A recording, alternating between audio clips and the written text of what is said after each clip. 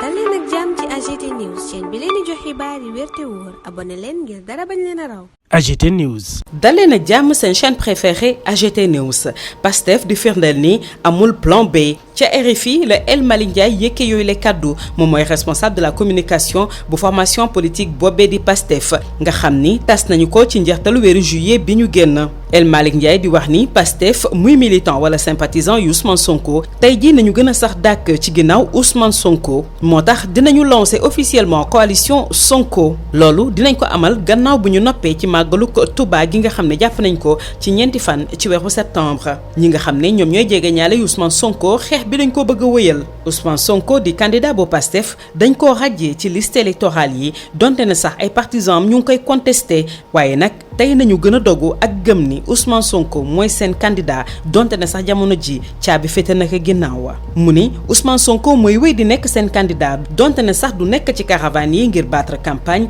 waaye xel yi ak xol yépp daanaka ca moom la jëm te it bépp recours boo xam ne yoon may na leen ko ñoom waa parti Pastef dinañ ko def ngir seen candidat nekk ci liste électorale yi leneen lu ñu fas yéene ŋàññ jublu ci xeex bi mooy seen parti bi nga xam ne dañ koo tas nee nañu fi mu nekk ni nag am na ay jéego yoo xam ne ñu ngi koy def foofee ca Cour suprême rawatina nag CEDEAO ak yeneen i kuréel El Malick Ndiaye di leeral ni fi mu nekk nii waxaguñu mbiru plan B ci parti Pastef waaye nag am na ay waxtaan yoo xam ne ñu ngi koy amal ci biir parti Pastef te xel mën naa nangu ne kat am na ñoo xam ne tey noppi nañu ngir nekk candidat bu fekkee ne amuñu benn pexe ci mbiri Ousmane Sonko waaye nag àggaguñu ci loolu tey Ousmane Sonko nañu nekk ci ginnaawam ba suba. bu ñu sukkandikoo ci El Malick Ndiaye ba tey Pastef neex na xar yi dina bokk ci présidentielle yi nga xam ni moom la ñu dëkkmal la. AGT News. ñuy wéy di rafetlu ànd bekk seen chaîne préférée AGT News dafa mel ni yaakaar tasagul ci parti Pastef bi nga xam ne dañu ko tas muy parti bu président Ousmane Sonko.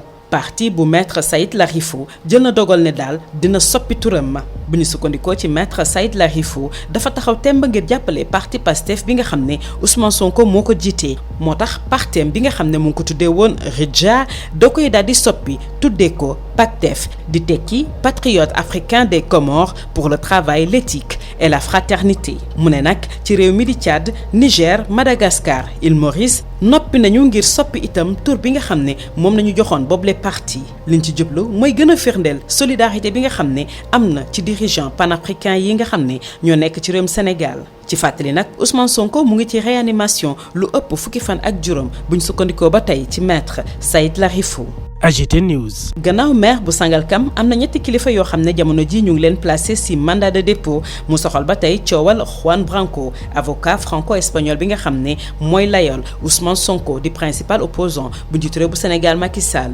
Ndiogou Lo nekkoon jegeñaale maire bu Sangalkam mbër mi di Alioune Ndiomay Diouf contrôleur des impôts et domaines ak Jamil Sané di maire bu Parcelles Assainies ñoom ñi ñu ngi ci mandat de dépôt li ñu leen di toppee mooy association de malfaiteurs en relation avec une entreprise terroriste, participation à un mouvement insurrectionnel, actes et manœuvres de nature à compromettre la sécurité publique ou à causer des troubles politiques graves waaye itam provocation directe d'un attroupement armé loolee nañu leen di toppee bu ñu sukkandikoo ci yéenekaay bi di Libération parquet bi daal di nay sàkku ñu daal di ubbi ab information judiciaire laata ñu leen di door mandat de dépôt lañ leen di toppee mooy ne daal dañoo njort ne dañoo tax ripp ci hébergement bu maître Juan Branco jamono bi nga xam ne ñëwoon na fii ci réewum Sénégal te kilifa yi doon ko wër te teguñu koy gët ci ñi nga xam ne nag ñoo tax ci coow loolee yépp Mamadou Diop Kott moom dong nañu may liberté provisoire ñi ci des ñëpp jamono ji ñu ngi ci kaso bi maire bu Parcelles Assainies nag moom am na deuxième mandat de dépôt ci wàllum association de malfaiteurs en lien avec une entreprise terroriste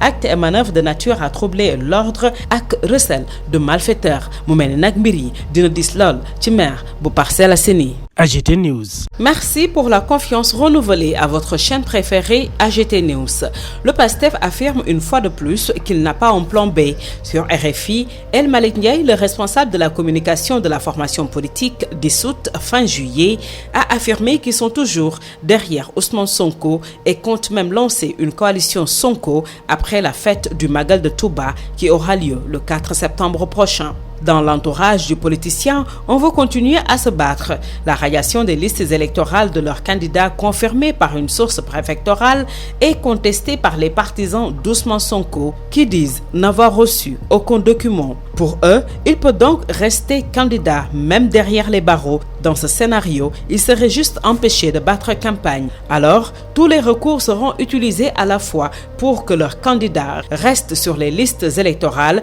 mais également pour contester la dissolution du parti PASTEF. Des démarches ont été entreprises à la Cour suprême sénégalaise et à la CEDEAO, entre autres. Même si officiellement, on ne prépare pas un plan B, selon une source au sein de la formation politique, d'autres candidats sont possibles. Mais le moment n'est pas encore venu, car Ousmane Sonko est robuste. Toujours selon cette source d'après RFI, le PASTEF sera dans la course à la présidentielle d'une manière ou d'une autre. AGT News. PASTEF dissous par les autorités sénégalaises, le parti de Maître Saïd Larifou a décidé de changer de nom. D'après Maître Saïd Larifou, en soutien au parti PASTEF dirigé par Ousmane Sonko, le RIDJA s'appelle désormais RIDJA PACTEF. Patriotes africains des Comores pour le travail, l'éthique et la fraternité. D'autres au Tchad, Niger, à Madagascar et l'île Maurice ont également changé les noms de leurs partis politiques pour exprimer leur solidarité aux dirigeants panafricains sénégalais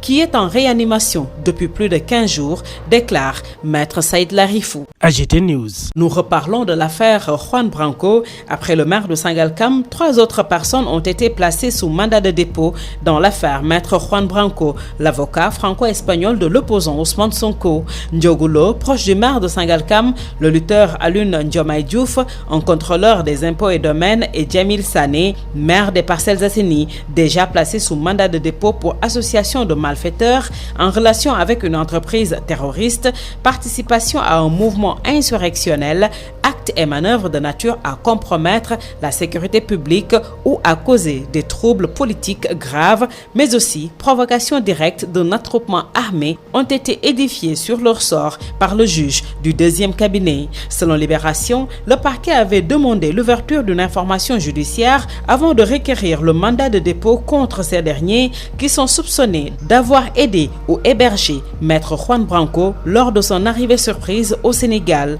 Du lot, seul Mamadou Diop a été inculpé puis mis en liberté provisoire. Tout le reste a été envoyé en prison. Aussi, le maire des Parcelles Assainies a récolté un deuxième mandat de dépôt pour association de malfaiteurs en lien avec une entreprise terroriste, actes et manœuvres de nature à troubler l'ordre et recel de malfaiteurs. AGT News.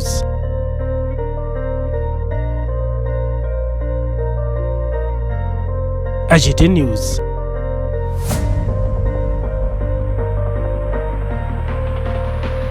AGT News.